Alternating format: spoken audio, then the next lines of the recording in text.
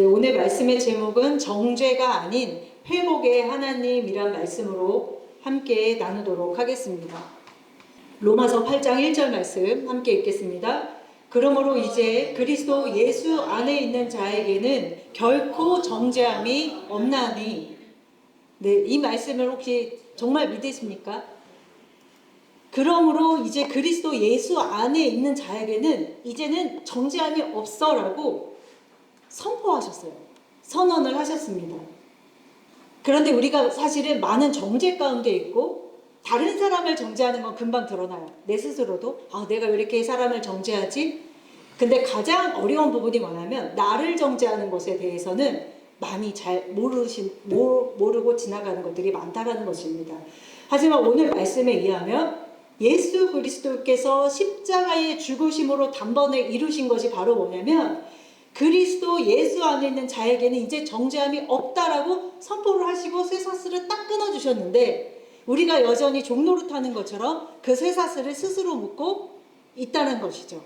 그래서 오늘 이 말씀을 통해서 정말 정죄가 아닌 회복을 위한 하나님에 대한 그 말씀, 복음을 함께 듣고자 합니다. 이 정죄함이 결코 정죄함이 없다라고 한 것은 부분적으로 너는 이 정도는 정죄함이 없고 이 정도는 그게 아니라 조건부로 너가 이거 하면 너는 이제부터 죄가 없어도 아니고 이제는 결코 정죄함이 없다라고 선언을 하신 것입니다. 그 정죄됨에서 우리를 구원하시기 위해서 예수님께서 십자가에서 피 흘리셔서 죽으신 것을 우리가 믿고 있습니다. 우리가 율법에 의하면 인간은 모두 다 죽을 수밖에 없습니다. 쉽게 말하면 행위를 가진 자로서는 다 죽을 수밖에 없는 존재입니다. 여기 이 가운데서 누가 제일 착할 것 같아요? 너는 조금 착하고 이 사람은 조금 더 착하고 이 사람은 죄를 조금 더 지었고 저 사람은 많이 지었고 의미가 없다라는 것입니다. 행위로 치자면 요 중에서 아무도 의로운 자가 없습니다. 예배를 많이 드리고 어떤 선한 행위를 가지고 얼마나 많이 전도했고 이런 것이 그리스도 예수 안에서는 아무런 소용이 없다라는 것입니다. 왜냐하면 그 행위에 의하면 인간은 모두 죽을 수밖에 없는 존재이고 그렇지만 하나님께서 모두 다 죽을 수밖에 없는 존재이지만 예수 그리스도를 이 땅에 보내주심으로 인해서 십자가에서 무엇을 도말하셨어요? 우리를 행위로서 죄를 묻는 율법의 증서를 찢으셨다라는 거예요. 근데 우리가 여전히 어떻게 합니까? 남을 정죄합니다. 그것은 예수 그리스도의 십자가를 헛되이 받았다라는 거예요. 여전히 행위로 판단한다는 겁니다. 나는 이런데 저 사람은 저런다. 나는 이렇게 잘하고 있는데 저렇게 하는구나. 계속 우리가 판단을 하면서 계속 정죄를 하고 있다는 것이죠. 로마서 5장 18절에서 19절 말씀을 보겠습니다. 5장 18절에서 19절 그런즉 한 범죄로 많은 사람이 정죄에 이른 것 같이 한 의로운 행위로 말미암아 많은 사람이 의롭다 하심을 받아 생명에 이르렀느니라. 한 사람이 순종하지 아니함으로 많은 사람이 죄인 된 것 같이 한 사람이 순종하심으로 많은 사람이 의인이 되리라. 네. 정죄라는 것은 단순히 어떤 나쁜 일을 했기 때문이 아닙니다. 바울이 말하는 정죄라는 그 근원은 뭐냐면 네가 누구 안에 있느냐예요. 아담 안에 있다라는 것은 아직도 옛사람의 구조 가운데서 살고 있다는 겁니다. 아담으로 인해서 불순종이 들어왔다고 성경이 말하고 있습니다. 한 사람으로 인해서 정죄에 이르렀다고 이야기하고 있습니다. 우리가 여전히 정죄하는 구조에 있다면 우리는 옛사람의 구조, 아담의 구조에 여전히 있다는 것을 뜻합니다. 하지만 지금 읽은 말씀처럼 그리스도 안에 있으면 아담 안에 있음에서 그리스도 안에 있음으로 옮겨진 상태라면 의롭다 하심을 받는다라는 것입니다. 그러니까 우리가 지금 생각해야 되는 것은 내가 여전히 아담의 구조, 옛사람의 구조에 머물러 있는가. 근데 예수님께서는 십자가로 이곳에 있는 자들을 예수 그리스도 안으로 불렀단 말이에요. 그런데 예수 그리스도의 말씀이 내 안에 거하지 않으므로 난 여전히 아담의 구조에 계속 거하고 있는 상태라는 것입니다. 그러니까 우리가 정죄 가운데 계속 있을 수밖에 없는 것이죠. 우리가 행동을 고쳐서 행동을 더 의롭게 해가지고 더 착한 일을 하고 더 하나님을 섬김으로 정죄가 사라지는 것이 아니고 내가 어느 안에 있느냐, 아담 안에 있느냐, 그리스도 안에 있느냐에 따라서 달라진다라는 것입니다. 우리가 아담의 구조에 여전히 거하고 있다. 옛사람의 구조에 여전히 거하고 있다면 우리는 이렇게 됩니다. 어떻게 되냐면 비교합니다. 그리고 평가합니다. 그리고 판단하고요. 자기 의를 세우게 되어 있습니다. 이것이 옛사람의 구조예요. 왜냐하면 이것은 무엇을 뜻하냐면 선악을 판단하는 기준을 내가 갖고 있는 거예요. 그렇기 때문에 끊임없이 비교하고 판단하고 의를 세움으로써 자기가 어디에 앉느냐면 재판관의 자리에 앉게 되는 것입니다. 왜냐하면 선과 악을 지금 내가 판단하고 있으니까요. 근데 서두에 말씀드렸죠. 행위로서는 여기서 의롭다 할 자가 아무도 없는데 내가 뭐라고 자기가 옆 사람을 판단하는 거야. 나는 의롭고 너는 의롭지 않다라고 계속 판단하는 구조 속에 있다라는 것이죠. 그렇지만 예수님의 길은 다릅니다. 방금 우리가 아담의 구조를 봤습니다. 예수님의 구조는 어떠냐면 그 한 사람의 순종으로 말미암아 우리가 의인이 됐다고 말씀드렸는데 예수님은 스스로를 증명하지 않으셨습니다. 그리고 남을 정죄하지 않으셨습니다. 그리고 비교하지도 않으셨어요. 그리고 자기 의를 세우지 않으셨습니다. 지금 아담과 하와가 아니라 아담이라는 옛 구조와 예수 그리스도라는 구조를 비교해서 말씀을 드렸어요. 오히려 예수님은 자기 자신을 버림으로써 우리를 얻는 것을 택하셨죠. 판단하는 대신, 심판하는 대신 예수님이 뭐라고 말씀하셨죠? 내가 너희를 심판하는 것이 아니라 하나님의 말씀이 너희를 심판할 것이라고 이야기했죠. 그렇지만 아담의 구조는 어떻게 하죠? 내가 스스로 판단하고 정죄해서 심판까지 내려버리는 것이 바로 아담의 구조인 것이죠. 이제는 우리는 더 이상 오늘 본문의 말씀처럼 그리스도 예수 안에 있는 자에게는 결코 정죄함이 없다라는 것을 붙드셔야 합니다. 이제는 우리는 정죄의 구조, 아담의 구조에 있지 않습니다. 그걸 예수의 십자가로 옮기셨는데 왜 거기 계속 우리가 머물고 있다는 것이죠? 비교 안에 있지 않습니다. 어떤 경쟁의 구도 속에 있지 않는 것입니다. 예수님께서 옮기셨기 때문에. 그럼 우리는 아담의 구조가 내 안에 있나 한번 살펴보시기 바랍니다. 여전히 나는 비교하고 있는가? 남과 행위를 가지고 내가 여전히 비교하고 있는가? 여전히 나는 남을 판단하고 있는가? 여전히 나를 증명하려고 애를 쓰고 있는가? 여전히 나의 의를 세우고 있는가? 아니면 반대로 예수 그리스도 안에서 쉬고 있는가? 우리 어제 박민석 권사님 신방 말씀이 굉장히 저도 은혜가 되었습니다. 그 예수 그리스도 안에서 젖된 아이가 어머니의 품에 머문 그 지경은요, 정말 고도의 그 신앙, 그러니까는 모든 그 안식 가운데 들어간 것을 이야기하잖아요. 우리가 초보에 머물 때는 뭔가를 내가 계속 하려고 했고 행위에 머물고 더 많은 행위를 갖기 위해서 노력했다면 이제 그 모든 것이 쉼을 갖게 돼서 인간으로서 할 수 있는 것이 아무것도 없구나 하면서 예수 안에서 쉬는 상태. 우리가 그렇게 하고 있는가를 지금 보는 것입니다. 근데 아까 말씀드렸습니다. 남을 향한 정죄는요, 제가 금방 알 수 있어요. 그런데 가장 깊고 가장 드러나지 않는 정죄는 자기 자신을 향한 정죄입니다. 자기 자신을 향해서 정죄하고 있을 때가 너무 많다라는 겁니다. 자기 정죄가 왜 잘 드러나지 않냐면 겸손처럼 가리워져 있습니다. 그 정죄가요. 겸손의 모습으로 가리워진 경우가 너무 많습니다.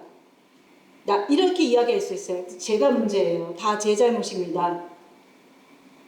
이렇게 겸손처럼 보인다라는 거예요. 하지만 성경적으로 볼 때는 이것은 겸손이 아니고 다른 형태의 자기 의가 될 수 있다는 것입니다. 진짜 겸손은 뭐냐면요. 성경 안에서 진짜 겸손은 자기 자신을 정죄하고 때리는 것이 아니라 하나님께서 선포하신 그 말씀을 받아들이는 거예요. 아까 너희들에게 이제 결코 정죄함이 없어라는 그 말씀을 그대로 받아들이는 것이 겸손이지. 아니에요. 내가 잘못했지. 내가 막 이렇게 그것이 겸손의 모습이 아니라는 것입니다. 그래서 속기 쉬워요. 내 스스로가 거기에 속아 넘어가기가 쉽다라는 것입니다. 그러니까 자기 정죄는 뭐냐면 내 판단이 하나님의 선포하신 말씀보다 큰 상태예요. 하나님이 너에게 정죄함이 없어라고 큰 말씀이 나에게 선포됐지만 내 의가 그 말씀을 넘어서요. 그래서 여전히 그 정죄 가운데에 있는 것이고 내 판단이 하나님의 판단에 위에 거한다는 것입니다. 그러니까 자기 자신을 끊임없이 정죄하는 구조는 이렇습니다.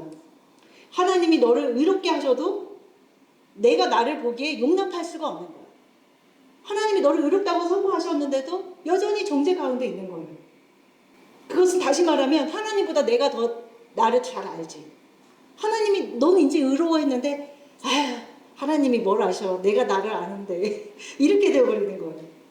십자가보다는 내 기준이 더 옳은 가게고 그래서 말은 겸손처럼 보이지만 사실 그 구조 가운데는 숨겨진 영적 교만이 들어있다는 것입니다. 저 이거 직접 체험했습니다. 그래서 말씀드릴 수 있는데 제가 이 교회에서 많은 훈련을 받았다고 말씀을 드렸죠. 여러분들도 많은 훈련을 받았겠지만 근데 그 가운데 이 부분을 딱 훈련 부분이 있었어요. 뭐냐면 그런 공동체 생활 가운데 하나님께서 제가 정말 육적으로 하기 싫은 일들을 너무 옆에 많이 두셨었어요. 근데 제가 그거를 인간의 의로 정말 가리워진 겸손의 모습으로 나는 전도사이니까 이거를 하는 게 맞아. 이것을 감당하는 게 맞아 하면서 나를 끊임없이 정죄하는 게 뭐냐면 근데 하기 싫은데 하지만 전도사니까 해야지. 내가 왜 전도사나 돼가지고 이런 마음을 갖지? 왜 이걸 하기 싫어하지? 하면서 막 끊임없이 정죄를 하면서 막 억지로 하는 거야 그거를. 그러다 보니까 어떻게 사람이 지쳐.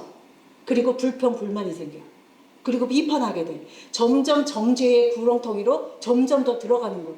의로워지는 게 아니라 막 착한 척을 하고 하려고 하는 그 모습. 그래 내가 잘못했지 내가 죄인이야 막 이러면서 어때요? 모습은 겸손해 보여.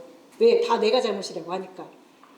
그랬는데 어느 날 하나님이 말씀으로 저한테 그것을 깨우치셨습니다. 그 말씀이 제가 지금 생각하는 것은 그 바다의 한계를 정하사 어디까지 넘쳐오지 못하게 하는 그 경계를 주시는 말씀이었어요. 그것을 딱 받았을 때 제가 깨달은 건 뭐냐면 내가 나의 한계는 여기까지인데 내가 그 이상의 것을 하려고 했던 거예요. 그게 뭐냐면 자기 의였던 거예요. 제 의. 전도사니까 해야 되니까 나는 저 사람보다 그래도 내가 조금 더 나은 형편에 있으니까 해야 돼라고 하면서 자꾸만 나를 정죄하고 못하는 나를 정죄하고 그러면서 그걸 감당하려고 애썼던 그런 많은 시간들에 하나님이 딱 자유를 선포하신 거예요. 말씀으로. 너가 할 수 있는 부분은 딱 여기까지야. 그래서 제가 막 감당하려 했던 부분을 그 상대의 분에게 솔직하게 말씀을 드렸습니다. 제가 여기까지밖에 할 수 없을 것 같습니다. 제가 나머지를 할 수 있는 분량이 안 되는 것 같아요 라고 얘기했을 때 저에게 자유가 왔어요. 그래서 진짜 제가 오늘 이 말씀을 준비하면서 얼마나 많이 우리가 많이 속고 있고 얼마나 많이 감당하려고 하고 있고 얼마나 겸손한 척하고 있는가 얼마나 자기 의를 세우려고 노력하고 있는가 이런 부분에 대해서 다시 한번 생각했다는 것입니다. 여러분들도 어느 한계에 부딪히고 어느 힘든 가운데 있을 때 내가 그래도 권사인데 내가 그래도 집사인데 하면서 꾸역꾸역 하시는 부분도 있으실 겁니다. 하지만 한계에 부딪히셔야 돼요. 그래서 하나님 앞에 두 손 들고 나아가셔야 됩니다. 하나님 저 여기까지인 것 같습니다. 인정하시는 거예요. 자기 자신을 정죄하는 게 아니라 인정하는 거예요. 하나님 저는 여기까지입니다. 더 이상은 인간의 의로 저 못하겠어요. 저 사람 품을 수 없습니다. 저희 인간의 선은 딱 여기까지인 것 같아요 라고 딱 하나님 앞에 나아갈 때에 자유가 오더라고요. 저 같은 경우에는. 근데 저번에 말씀드렸죠. 그래서 내가 되게 막 착한 것 같고 이럴 때는 되게 막 이게 되게 짐이 됐는데 하나님 앞에 하나님 저는 정말 나쁜 사람입니다 라고 얘기하니까 그렇게 자유를 받을 수가 없어요. 하나님 앞에 인정을 해버렸더니 저는 여기까지입니다 라고 인정을 했더니 그렇게 자유롭더라고요. 그래서 우리가 정말로 그 겸손처럼 보이는 그 겉옷을 딱 들춰보세요. 영적 교만이라는 것이 딱 숨어 있음을 알 수 있으실 겁니다. 자기를 되게 가장 심하게 책망하는 사람일수록 놀랍게도 이런 구조 속에 속아 있는 경우가 굉장히 많습니다. 이래선 안 돼. 이렇게 하면 벌 받지. 나는 사랑받을 자격이 없어. 하나님도 아마 나한테 실망하셨을 거야. 그거 겉옷 싹 벗겨보세요. 그 안에는 자기 의가 들어있고 자기의 영적 교만이 들어있다는 것입니다. 하나님이 아니라고 선포하셨잖아요. 내가 너를 옮겼다라고 선포를 하셨잖아요. 그런데 여전히 그러고 있다는 것입니다. 이거는 성경이 말하는 회개가 아닙니다. 성경이 말하는 회개는 하나님의 말씀을 붙들고 하나님께 돌아가는 것이 회개입니다. 자기 정죄는 하나님으로부터 도망칩니다. 나는 사랑받을 자격이 없다라고 하고 교회에 안 나와버리고 나는 도대체 하나님 앞에 가면 갈수록 더 도망치는 상태가 되는 것이 자기 정죄 가운데 있는 것이죠. 자기의 정죄는 결코 남을 살리지는 못하고 나도 살리지 못합니다. 죽이는 거예요, 그거는.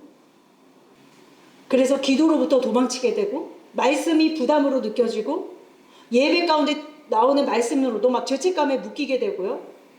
사랑을 받고 있는데도 나는 저 사랑을 받을 자격이 없어라고 이야기하고 용서를 내가 너에게 하나님의 말씀이 용서가 선포돼도 아유 나는 안 돼. 저건 다 다른 사람에 대한 이야기지. 나 같은 죄인이 어떻게 하나님의 용서를 받을 수가 있어. 그러니까 나는 항상 부족하고 나는 항상 틀렸고 나는 언제나 문제고 이렇게 되는 것입니다. 이것은 회개의 열매가 아니라 정죄의 열매입니다. 정확히 판단을 하셔야 된다는 것입니다. 로마서 5장에 한 사람이 순종함으로 많은 사람이 의인이 된다라고 예수 그리스도께서 십자가로 그 정죄를 정면으로 무너뜨리십니다. 하나님의 말씀이 선포를 하셨어요. 여기서 중요한 단어는 한 사람의 순종하심으로 많은 사람이 의인이 되리라라고 이야기하셨어요.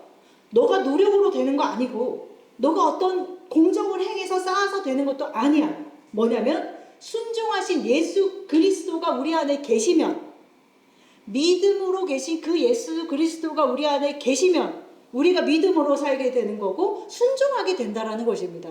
그 주체는 누가 돼요? 나예요? 내가 순종한 거예요? 내가 믿음을 가졌습니까? 아니에요.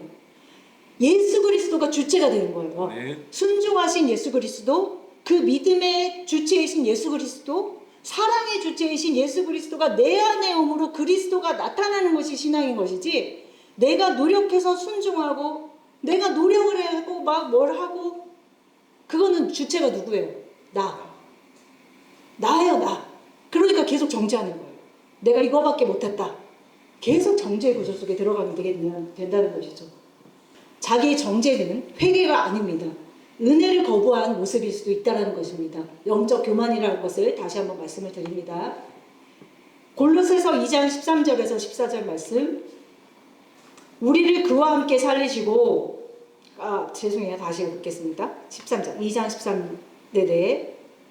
네. 또 범죄와 육체의 무할례로 죽었던 너희를 하나님이 그와 함께 살리시고 우리의 모든 죄를 사하시고 우리를 거스르고 불리하게 하는 법조문으로 쓴 증서를 지우시고 제하여 버리사 십자가에 못 박으시고 통치자들과 권세들을 무력화하여 드러내어 구경거리로 삼으시고 십자가로 그들을 이기셨느니라. 아멘. 이 말씀 쉽게 말하면 뭐예요? 이제 행위로서 너희를 정죄할 자가 없어. 너희는 나로 말미암아 하나님 앞에로 가게 될 거야 라고 선언을 하셨어요. 근데 우리가 여전히 행위에 붙들려 있다는 건 뭡니까? 그리스도의 말씀을 온전히 받지 못한 것이죠. 우리를 정죄하는 힘을 잃어버리게 하는 강력한 것이 무엇인지 아십니까? 남을 정죄하고 나를 정죄하는 그 힘, 정죄라는 힘을 가장 무력화하는 것은 뭐냐면 나의 연약함을 고백할 때. 제가 아까 말씀드렸죠. 막 선하려고 할 때는 막 뭔가 제가 정죄에 막 사슬이 묶였는데 제가 저를 인정해버렸더니 정죄가 힘을 잃어버리더라고요. 내가 그렇다는데 뭐 이제 어쩔 거야. 우리 연예 기사 잘 보세요. 사람들이 어떤 연예 기사라든지 그 연예 유명한 사람들이 뭔가 꼬투리를 잡으면 그걸 드러내려고 엄청 애를 쓰잖아요. 근데 그 사람이 맞습니다. 제가 그랬습니다. 이러면 이제 어떻게 돼요? 더 이상 말 안 하잖아요. 자기가 그렇다는데 근데 아닙니다 해버리면 어떻게 돼요? 그걸 찾기 위해서 더 막 올가매져. 어떻게든 찾으려고. 그러니까 똑똑한 연예인들을 보면은 뭔가 일이 딱 터졌을 때 네 맞습니다. 제가 그렇게 했습니다. 이래버리더라고요. 네, 맞습니다. 우리가 주 안에서도 우리가 나의 연약함을 고백하고 내가 이런 자입니다. 내가 교만한 자입니다. 내가 사랑이 없는 자입니다. 라고 고백을 해버리면 정죄가 힘을 잃어버리게 돼요. 우리는 스스로 구원할 수 없습니다. 그리고 우리는 스스로 율법 앞에 설 수 없습니다. 그리고 죄를 짓지 않는 존재가 아니에요. 우리는 매 분초 숨을 쉴 때마다 죄를 지을 수밖에 없는 존재인 거예요. 우리가 주의 앞에 고백을 한다면, 우리 누군가는 지금 고민하고 계실 겁니다. 나는 정말 사랑이 부족한 자라고 할 수 있죠. 누구 옆 사람을 내가 사랑을 못해, 용납을 못해. 그때 정죄에서 돌이키셔서 그냥 고백하세요. 하나님 앞에. 하나님, 저 사랑이 없습니다. 정죄에서 고백으로 넘어가는 거예요. 나 이런 자입니다. 그렇게 한다면 정죄가 더 이상 우리를 묶을 수가 없습니다. 요한일서 1장 7절 말씀, 우리가 그렇게 예수 그리스도 앞에 내 존재를 시인하고 고백할 때에 이런 일이 우리에게 벌어지는데요. 요한일서 1장 7절 말씀 읽겠습니다. 그가 빛 가운데 계신 것 같이 우리도 빛 가운데 행하면 우리가 서로 사귐이 있고 그 아들 예수의 피가 우리를 모든 죄에서 깨끗하게 하실 것이요, 만일 우리가 죄가 없다고 말하면 스스로 속이고 또 진리가 우리 속에 있지 아니할 것이요, 만일 우리가 우리 죄를 자백하면 그는 미쁘시고 의로우사 우리 죄를 사하시며 우리를 모든 불의에서 깨끗하게 하실 것이요, 만일 우리가 범죄하지 아니하였다면 하나님을 거짓말하는 이로 만드는 것이니 또한 그의 말씀이 우리 속에 있지 아니하리라. 말씀이 딱 정리해 주시죠. 고백하시고 인정하시고 하나님 앞에 나아갈 때에 너희가 더 이상은 정죄라는 그 감옥에서 잊지 않고 자유롭게 될 것이라는 것을 지금 말씀으로 선포하고 계신 것입니다. 죄는요, 감추면 감출수록, 내가 선하지 않다라는 것을 인정하지 않으면 인정하지 않을수록요, 정죄는 강해집니다. 너 이거밖에 못해? 너 목사인데? 너 전도사인데? 권사가 이거밖에 안 돼? 막 이렇게 점점 정죄는 강해져요. 그러나 그 모든 죄와 연약함을 주의 십자가 앞에 다 가져오는 순간 모든 정죄는 무너지게 돼 있다는 것입니다. 그것이 진정한 회개의 모습이에요. 자기의 한계를 깨닫고 주님 앞에 내려놓는 것. 지금 읽은 말씀 보세요. 만일 우리가 우리 죄를 자백하면, 자백한다는 건 뭐냐면 내 입술로 토해내는 거예요. 토해내는 거. 우리 죄를 자백하면 죄 하나하나를 제가 예를 들어서 제가 박미숙 권사님을 비호했습니다. 이렇게 예를 들어서 그런 하나하나의 자백이 아니라 나는 미워할 수밖에 없는 그런 존재임을 하나님 앞에 내어놓는 거예요. 이 사람은 사랑하는데 이 사람은 미워해. 그럼 그걸 말하는 게 아니라 우리 안에는 본래 사랑이 없습니다. 본래 사랑이라는 것은 예수 그리스도가 중심이시고 예수 그리스도가 사랑이신 거예요. 그래서 우리는 이런 한계점에 부딪히는 것도 큰 복입니다. 왜냐하면 내가 사랑이 없다는 걸 발견하게 됐으니까. 사람의 사이에서는요, 관계 속에서는요, 자꾸 숨겨요. 그렇지, 자꾸 숨깁니다. 그리고 드러내면 드러낼수록 우리를 묶어요. 그렇죠? 세상은 그렇죠? 근데 하나님 앞에서는 드러낼수록 자유로워집니다. 드러낼수록. 시편 32편 3절에서 5절 말씀. 내가 입을 열지 아니할 때에 종일 신음함으로 내 뼈가 쇠하였나이다. 주의 손이 주여로 나를 누르시오니 내 진액에 빠져서 여름 가뭄에 마름같이 되었나이다. 내가 이르기를 내 허물을 여호와께 자복하리라 하고 주께 내 죄를 아뢰고 내 죄악을 숨기지 아니하였더니 곧 주께서 내 죄악을 사하셨나이다. 아멘. 제가 하나님 앞에 처음으로 회개라는 것을 할 때에 이 말씀을 붙들었습니다. 내가 이르기를 내 허물을 여호와께 자백하리라 하고 주께 내 죄를 아뢰고 내 죄악을 숨기지 아니하리라 했더니 이 말씀을 저는 붙들고 하나님 앞에 처음으로 회개하기 시작했습니다. 그때는 그야말로 초보의 행위, 처음 하나님을 만나는 그 시간이었기 때문에 그때는 문자 그대로 생각나는 죄들을 하나님 앞에 다 고백을 했습니다. 이건 이래서 잘못했고 이건 요래서 잘못했고 이렇게 다 고백을 했습니다. 하지만 거기에 머무는 것이 아니라 우리 신앙이 점점 예수 그리스도 앞에 가게 되므로 이 회개의 내용도 바뀌게 되더라고요. 옛날엔 조목조목 이거 잘못했고 저거 잘못했고 이랬는데 나중에 바뀌었을 때는 어떻게 되냐면 저는 의로운 것이 아무것도 없습니다라고 고백이 되더라고요. 그렇게 된, 옛날에는 그 조금 더러운 얘기를 하면은 똥이 있으면 거기 막 파리가 있잖아요. 파리만 잡는 거예요. 잡았는데 옛날엔 그것만 했단 말이에요. 그러면은 그 파리 다 죽이면은 또 다른 파리가 올 거 아니에요. 계속 그런 신앙생활을 했단 말이에요. 그런데 신앙이 점점 예수 그리스도 앞에 가니까 뭐를 발견했냐면 똥을 발견하게 된 거예요. 쉽게 얘기하자면. 그러니까 옛날에는 파리만 잡느라고 힘을 다 뺐는데 파리 잡고 나면 또 회개하고 또 그 잘못 또 드러나면 또 회개하고 이랬는데 이제는 똥을 발견하니까 똥을 치워버렸어요. 그러니까 어떻게 돼요? 이제 더 이상 파리가 다른 똥한테 가겠죠.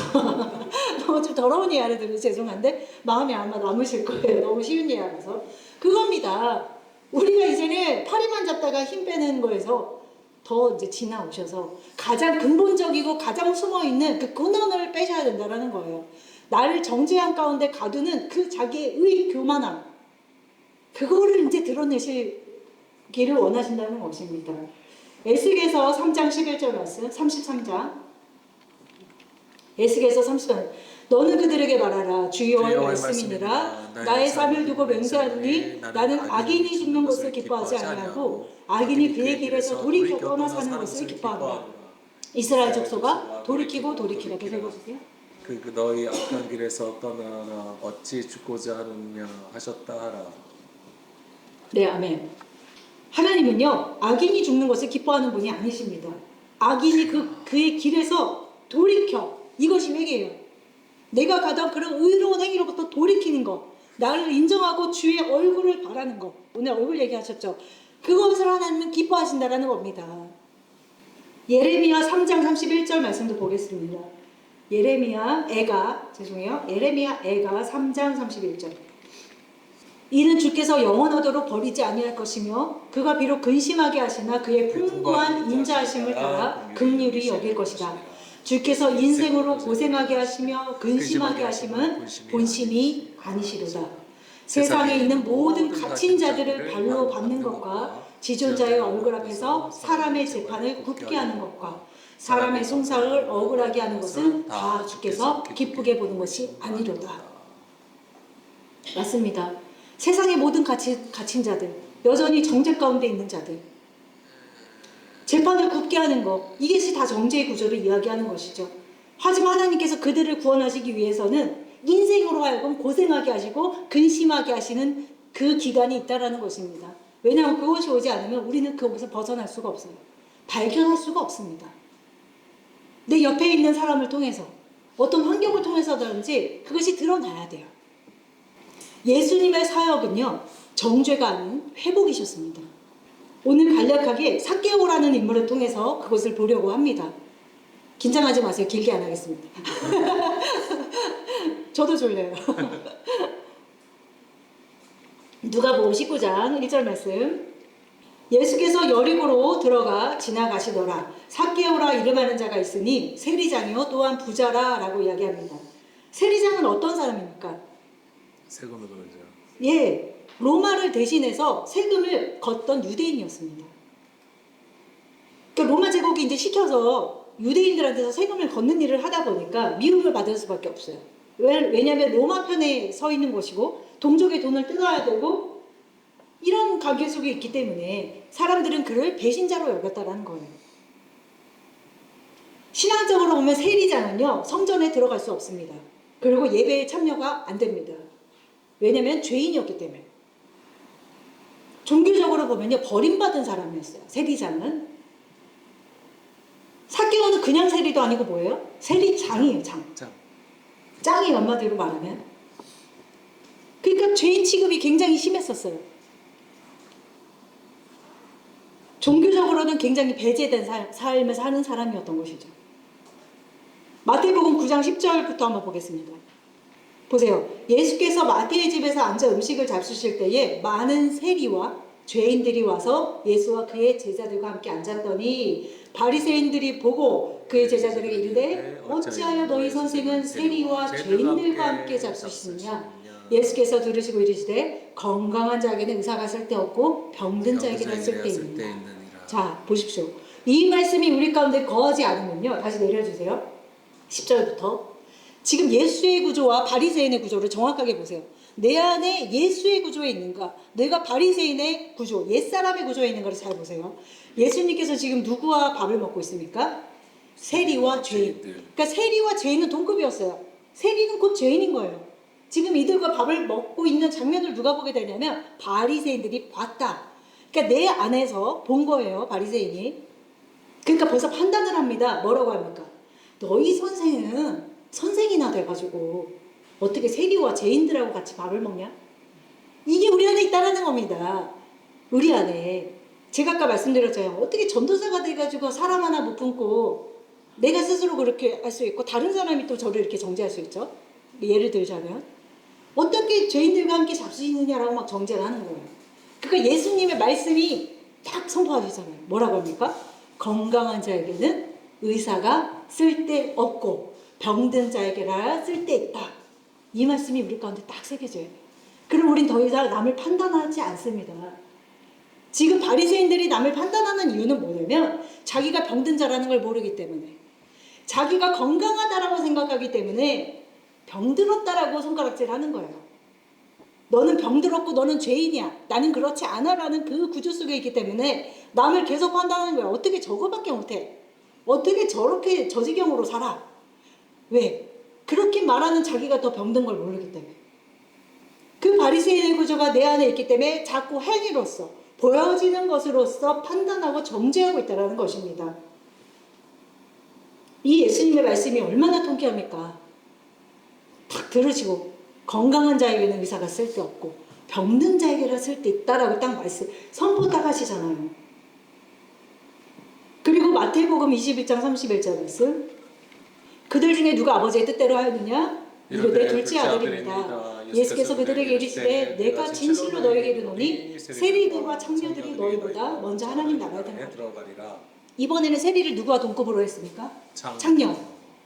이렇게 세리는 굉장히 천대받고 죄인 취급받았던 자라는 것입니다. 또 누가복음 18장 11절 말씀, 여기서 한번 보세요.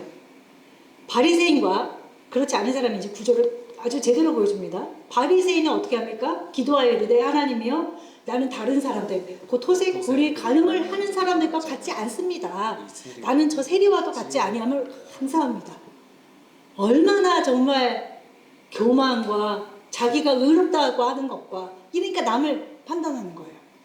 나는 일에 2번이나 금식하고 소득의 11조를 드리는 사람입니다. 지금 뭐를 지금 하나님 앞에 주장하는 거예요? 행위를 가지고 지금 하나님 앞에 자기가 의롭다라고 얘기하는 얼마나 어리석은 자입니까? 왜? 하나님이 행위로서는 내 앞에 올 자가 없다라고 분명히 얘기를 했는데 행위를 가지고 와서 하나님 저 잘했죠? 이렇게 하고 있는 거예요. 그런데 13절에 보면 세리는 어떻게 합니까? 멀리 서서 감히 눈을 들어서 하늘을 쳐다보지도 못하고 어떻게 하고 있어요? 가슴을 치며 이르되 하나님이여 불쌍히 여기소서 나는 죄인입니다. 이 기도가 우리 가운데 있어야 된다는 거예요. 이제는 행위로 하나님 앞에 내밀지 마시고 가슴을 치며 하나님 제가 죄인입니다. 불쌍히 여기소서.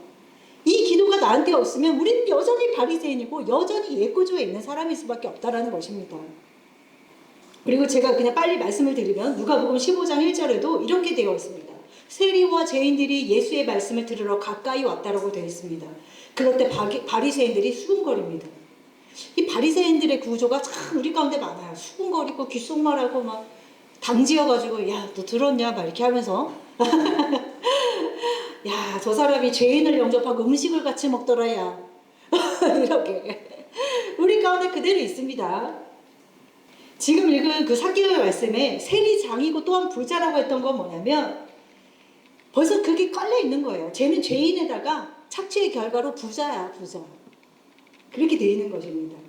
그리고 세리도 아니고 게다가 세리장이고, 그런데 이런 정죄의 대상, 사람들이 모두 다 죄인이라고 여기는데 그 이 사람이 누구를 만나요 오늘? 예수님을 만나는 거예요. 지금 세리장은 하나님과는 전혀 상관이 없는 자로 사람들이 여기고 있고 용납이 불가한 인간이며 회복 불가능한 자로 사람들이 정죄를 해버렸어요. 그런데 누가복음 19장 3절에 보면은 그 삭개오라는 자가 3절에 19장 3절 지금 그가 그렇게 천대받는 사람이 예수께서 어떠한 사람인가 하여 보고자 하되 키가 작고 사람이 많아서 할 수 없어서 앞으로 달려가 보기 위하여 돌 무화과 나무에 올라가서 예수 그리스도를 보게 되는 것입니다. 그런데 삭개오가 먼저 예수 그리스도를 본 게 아니에요. 예수 그리스도가 삭개오를 보게 됩니다. 그 밑에 보면 5절에 보면 예수께서 그곳에 이르사 쳐다보십니다. 그리고 이르시되 삭개오야 내려오라 내가 오늘 내 집에 유하여야겠다라고 이야기하시는 것이죠. 여기서 키가 작다라는 것은 단순히 그의 외형에 대한 설명이 아닙니다.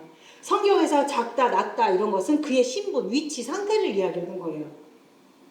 성경이 말하는 작음은 설 수 없는 상태, 밀려난 위치에 있는 사람, 사회적으로 굉장히 낮은 그런 것을 이야기하는 것이죠.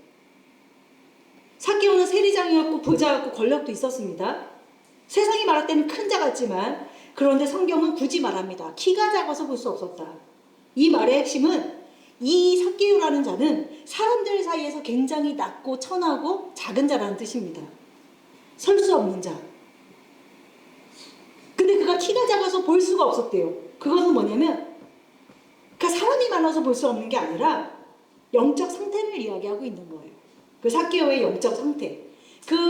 지금 이거 사건이 일어난 장소가 여리고라는 장소인데 그 여리고는요 이 지구상에서 지리적으로 가장 낮은 도시에 속한다고 합니다. 해수면보다도 더 낮은 도시가 바로 이 여리고라는 도시예요. 이것과 지금 키가 작은 삭개오가 연관을 갖고 있다는 것입니다. 그리고 여리고는 여호수아 6장 26절의 말씀에 보면은 저주받은 땅이었습니다. 지금 이 삭개오가 나타나는 것은 가장 낮은 땅 여리고 거기에 가장 낮은 자로 서 있는 사람으로 지금 보여지고 있는 것입니다. 이 구조는 의도적으로 설명을 하고 있는 거예요. 굳이 뭐 키 작고 크고를 뭐하러 이야기하겠어요, 그죠? 키가 작다라는 것은 낮아진 상태를 이야기하는 것이죠. 그래서 19장 4절에 앞으로 달려와서 돌 무화과 나무에 올라갔다고 하는데 돌 무화과 나무에 올라갔다는 것은 그 돌 무화과가 이야기하는 이스라엘의 모습을 이야기합니다. 무성한 잎을 갖고 있지만 맛이 없는 열매죠. 먹을 수 없는 열매. 무화과 나무는 성경에서 이스라엘을 상징하고 있습니다. 그러니까 돌 무화과 나무가 상징하는 것은 겉은 그럴싸하지만 열매가 먹을 수 없는 그 이스라엘 상태를 이야기해 주는 겁니다. 그러니까 성경에서 그 키가 작은 삭개오가 볼 수 없고 하필이면 돌 무화과 나무에 올라가고 이런 모든 것들은 다 비유라는 것입니다. 그러니까 돌 무화과 나무는 삭개오 자신의 모습이기도 했고요. 이스라엘 전체를 나타내기도 하고 열매 없는 종교를 이야기하기도 합니다. 그리고 겉은 무성하지만 속은 비어있는 상태를 이야기한다는 것입니다. 오늘 예수님께서 그 자에 오늘 내가 너의 집에 유하여야겠다 라고 이야기하는 거예요. 그렇게 낮추어진 자, 여리고 땅에 거하는 그런 자, 내가 주 없이는 살 수가 없습니다. 겉은 내가 돈이 많고 부자이지만은 이것이 중요한 것이 아니라 나는 주 없이 살 수가 없습니다 라고 고백하는 자의 그 집에 예수님께서 내가 네 집에 유하겠다라고 선포하시는 것입니다. 그래서 오늘 말씀을 이렇게 마치려고 합니다. 우리가 이제는 더 이상 그런 정죄, 하나님께서 선포하신 그 말씀을 넘어서는 자가 아니라 나는 그런 자임을 하나님 앞에 고백하고 내가 사랑이 없음을, 내가 믿음을 지킬 수 없는 자임을 하나님 앞에 전부 다 내려놓고 좀 자유를 얻으셔서 신앙생활도 자유를 얻으셔서 그 자유 가운데 그 품 안에 거하기를 원합니다. 그래서 이 시간에 찬양 하나 하고 기도하고 돌아가도록 하겠습니다.